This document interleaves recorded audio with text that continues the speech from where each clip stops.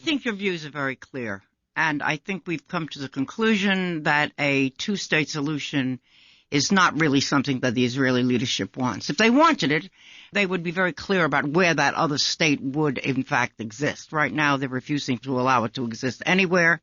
They're saying that they're going to cooperate with it, but they keep building settlements. I mean, it's nonsense. It's hypocrisy. So it's just not happening. And as a one-state solution, it certainly isn't happening.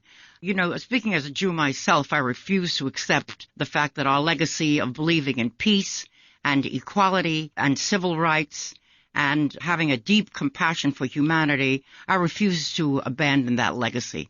And the way we are treating the people of Gaza, the people in the West Bank, is exactly the opposite of our legacy. And I refuse to allow, this is my own personal view, I refuse to allow the right wing of Israel or the right wing of Jews in any country to redefine our legacy. I think, unfortunately, the situation now is that a lot of Jews and other people are living in silence, are censoring themselves, are fearful of even articulating what we are talking about because it has become a taboo subject to question our foreign policy, to question our uncritical support for Israel. Of course, you and I do not support violence in any way. We do not support rocket attacks on people living near the border.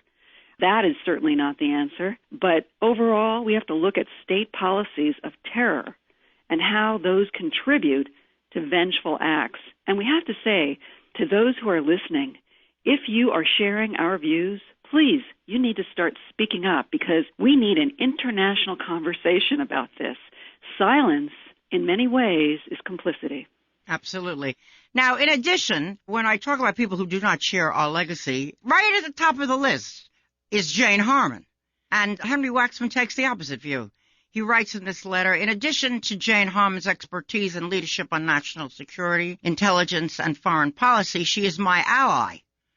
She is my ally. This is the woman who made a deal with the Bush administration that it's okay to tap our phones and to have all kinds of secret spy techniques imposed on the American people.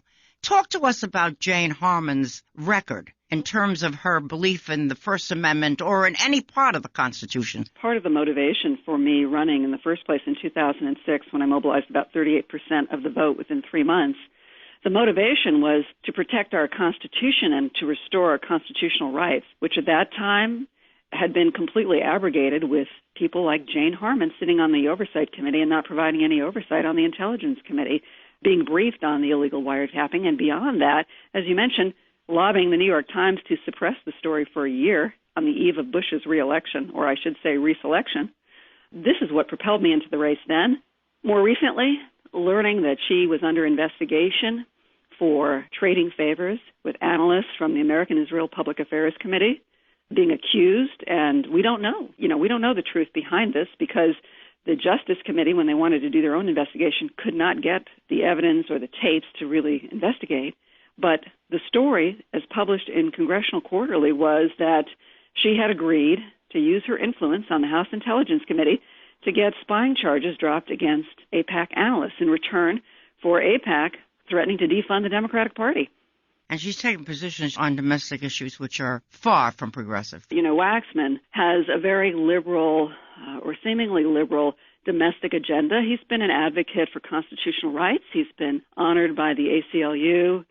He has questioned his initial support of the Iraq War, though he continued to vote over and over again for spending maybe billions, leading to trillions of dollars on that war.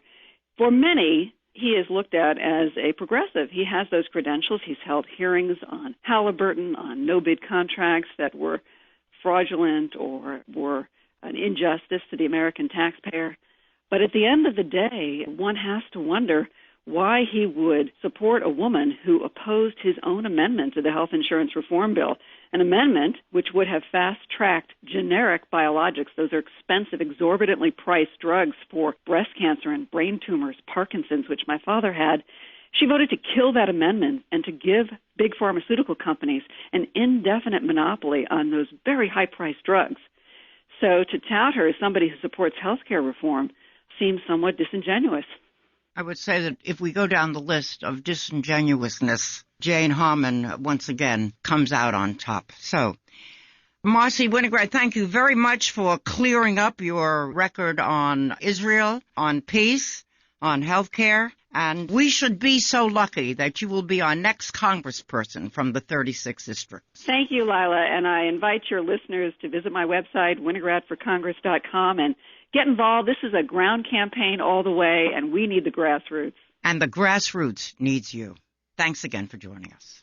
We have been speaking with candidate Marcy Winograd, who is running as a Democrat for Congress in the 36th District, against Jane Harman, friend and loyal supporter of the defense industry, warrantless wiretapping, and other draconian policies unfit for anything resembling a progressive Democrat. Marcy Winograd is a clear-thinking, positive activist with a long record of accomplishments who offers us a chance to finally shake off the shackles of the Bush years and start fresh.